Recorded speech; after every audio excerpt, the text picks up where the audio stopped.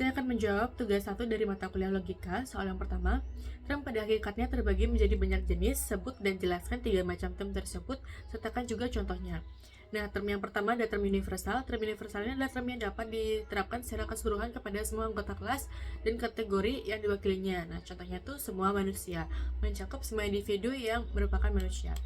Term yang kedua ada term partikular. Term partikular adalah term yang hanya dapat diterapkan kepada sebagian anggota kelas dan kategori yang diwakilinya. Contohnya biasanya digunakan ditandai dengan kata-kata beberapa, sebagian, dan tidak semua, atau angka tertentu. Contohnya beberapa mahasiswa. Terus term yang ketiga ada term singular. Term singular ini term yang hanya dapat diterapkan kepada satu individu atau satu entitas tertentu saja. Contohnya itu Gunung Batur itu merujuk pada satu gunung spesifik di Bali. Terus soal yang kedua, jelaskan dan berikan contoh bentuk sesat pikir atau logical fallacy. Bagaimana agar terhindar dari logical fallacy? Nah, sesat pikir atau logical fallacy adalah kesalahan adalah penalaran yang membuat suatu argumen menjadi tidak valid atau lemah. Nah, sesat pikir ini terjadi karena secara tidak sengaja, karena keliruan berpikir, atau sengaja untuk mempengaruhi atau memanipulasi orang lain. Bentuk beberapa sesat pikir itu ada yang pertama ada ad hominem. Sesat pikir ini ketika seseorang menyerang karakter pribadi lawan bicara.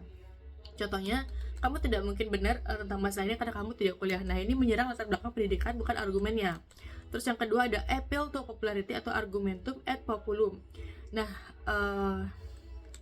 ini sesat pikir yang mengklaim bahwa sesuatu hal benar atau baik hanya karena banyak orang mempercayainya. Contohnya itu banyak orang percaya bahwa bumi ini itu datar, jadi pasti benar. Nah, popularitas suatu kepercayaan tidak menjamin kebenarannya. Terus yang ketiga ada false dilemma. Sesat pikir ini menyajikan dua pilihan sebagai satu-satunya kemungkinan, padahal sebenarnya ada pilihan lain yang tidak disebutkan. Contohnya, kalau kamu kalau tidak mendukung kebijakan ini, berarti kamu tidak peduli dengan negara ini. Nah, cara menghindari logical fallacy itu yang pertama adalah berpikir kritis. Kita selalu ajukan pertanyaan, analisis dulu asumsinya, evaluasi bukti. Terus yang kedua ada kenali jenis-jenis fallacy seperti yang tadi sudah saya sebutkan.